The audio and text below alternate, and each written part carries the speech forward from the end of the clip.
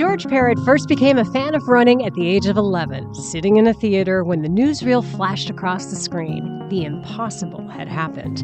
Roger Bannister had run a mile in under 4 minutes, and from that minute, he was hooked. Years later, he traveled to Eugene to watch the 1962 NCAA championships, and there, trackside, he saw Daryl Burleson run a 3:57. But he still wasn't a runner yet. High school track held no appeal. College came and went. Running, just a spectator sport. It wasn't until his early years as a professor at Sacramento State that running came calling. After leaving tennis behind, George found himself on the jogging path.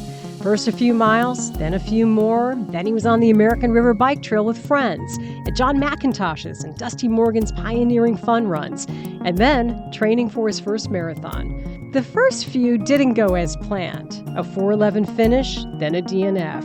But he learned, kept at it, and by 1979 he broke 3 hours with the 2:52 at Avenue of the Giants Marathon in Humboldt County. George was now, in his own words, a runner. But George wasn't just running for himself. He helped shape the training culture of Sacramento's oldest and most distinguished running club, the Buffalo Chips.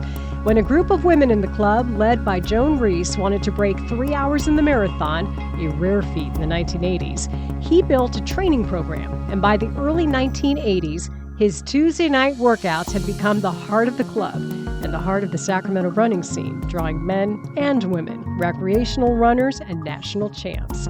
His training guidance led to fast times and lasting friendships. He coached high schoolers like Kaika Skaden Mansour to world-class marathon performances and Hall of Fame careers. He worked with national record holder and Hall of Famer Eileen Cloggis, Olympian and Hall of Famer Linda Summers-Smith, and Hall of Famer Chris Iwahashi. Each one went on to leave their own indelible mark on the sport. George built a community, one that grew stronger every week, every track session, every long run in the foothills, and his impact stretched beyond training.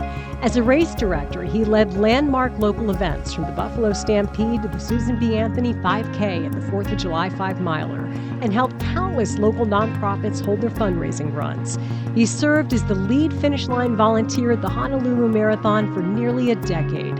He spoke at conferences around the world, shared his knowledge online with the Dead Runner Society, and even started the Buffalo Chips youth running program in 1993 that has spawned multiple generations of local champs.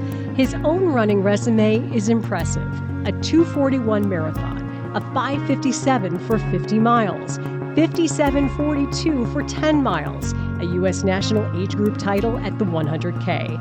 But his greatest legacy isn't a time on the clock, it's the community he built, the athletes he coached, the races he directed, the runners he inspired. For decades, he's been a fan, a runner, a coach, a leader, and tonight we honor him, George Parrott, as a Hall of Famer.